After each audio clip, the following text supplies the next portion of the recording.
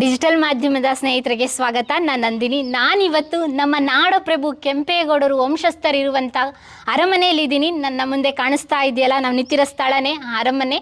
ಅವರ ಪೂರ್ವಜರು ಕಟ್ಟಿದಂತಹ 400 ವರ್ಷಗಳ ಇತಿಹಾಸ ಇದ್ದಂತಹ ಮನೆ ಇದು. ಅದನ್ನು ಆಸ್ ಇಟ್ ಈಸ್ ಹಾಗೆ ಉಳಿಸ್ಕೊಂಡಿದ್ದಾರೆ. ಇವರು ಪದ್ಮಮ್ಮ ಕೆಂಪೇಗೌಡ ವಂಶಸ್ಥರ ಇವಾಗಿರೋಂಥ ಕೊನೆ ತಲೆಮಾರು. ನಾನಿರೋದು ಮಾಗಡಿ ತಾಲೂಕಿಂದ ಈ ಅರಮನೆಗೆ 30 ಕಿಲೋಮೀಟರ್ ಆಗುತ್ತೆ. ಹುಲಿಕಲ್ ಗ್ರಾಮದಲ್ಲಿ ಭವ್ಯವಾದ ಒಂದು ಅರಮನೆ ಇದೆ. ಪದ್ಮಮ್ಮನವರು ಇದನ್ನೆಲ್ಲ ನೋಡ್ಕೊಳ್ತಾ ಇದ್ದಾರೆ. ನಮ್ಮ ಜೊತೆ ಇವತ್ತು ಅವರ ಅರಮನೆ ತೋರಿಸಿದ್ರು, ಜಮೀನು ತೋರಿಸಿದ್ರು, ಆ ಜಮೀನಲ್ಲಿ ಏನೆಲ್ಲ ಮಾಡ್ತಾ ಇದ್ದಾರೆ ಅಂತ ಎಲ್ಲ ಹೇಳ್ಕೊಂಡಿದ್ದಾರೆ. ಅವರ ವಂಶಸ್ಥರು ಯಾರಿದ್ದಾರೆ, ಹೇಗಿದ್ದೀವಿ ನಾವು, ಮತ್ತು ನಮ್ಮ ಮನೇಲಿ ಎಷ್ಟು ಜನ ಇದ್ದಾರೆ ಅಂತೆಲ್ಲ ನಮ್ಮ ವಿಡಿಯೋದಲ್ಲಿ ಹೇಳಿದ್ದಾರೆ. ಸದ್ಯದಲ್ಲೇ ನಮ್ಮ ಡಿಜಿಟಲ್ ಮಾಧ್ಯಮದಲ್ಲಿ ಬರುತ್ತೆ. ಅಮ್ಮ, ಹೇಗಿತ್ತು ನಮ್ಮ ಇಂಟರ್ವ್ಯೂ ಇವತ್ತು? ಸಂತೋಷ ಆಯಿತು ಬಿಡಿ, ಸಂತೋಷ ಆಯಿತು.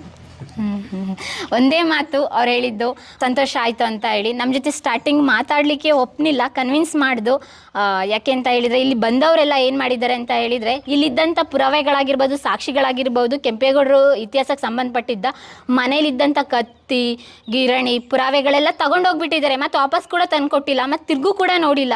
ಸರ್ಕಾರದವರು ಅಷ್ಟು ಅದ್ಧೂರಿಯಾಗಿ ಜನ್ಮ ದಿನೋತ್ಸವ ಕೆಂಪೇಗೌಡರದ ಮಾಡ್ತಾರೆ. ಅದ್ರ ಜೊತೆಗೆ ಗಲ್ಲಿ ಗಲ್ಲಿನೂ ಕೂಡ ಕೆಂಪೇಗೌಡರು ಹೆಸರು ಹೇಳ್ಕೊಂಡು ಪುತ್ಥಳಿಗಳನ್ನ ಮಾಡ್ತಾರೆ, ಸ್ಟ್ಯಾಚ್ಯೂ ಮಾಡ್ತಾ ಇದ್ದಾರೆ ಇವಾಗ.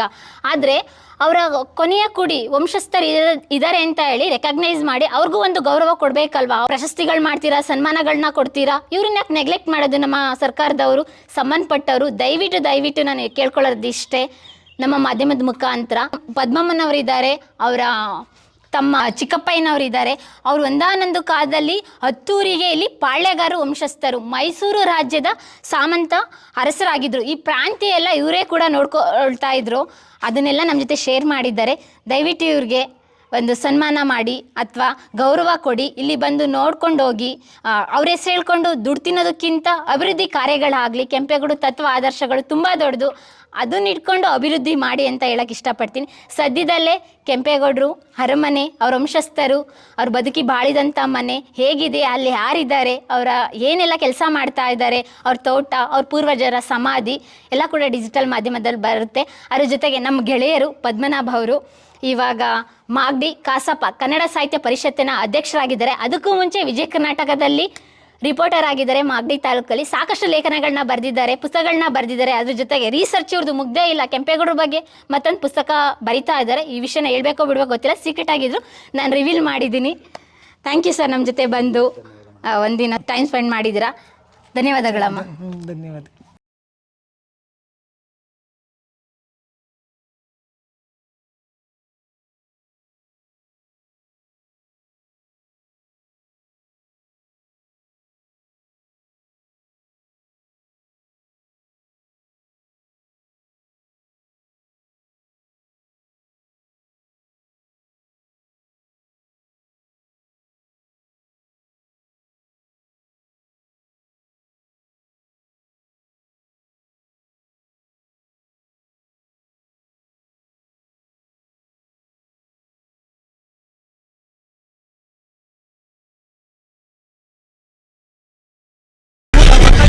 ಸಮಯಂದವನು ನೆಲ ಜಲಗಳನ್ನು ಉಸಿರೆಂದವನು ಹೊಸ ಚರಿತೆಯ ಬರೆದನು ಕೆಂಪೇಗೌಡ.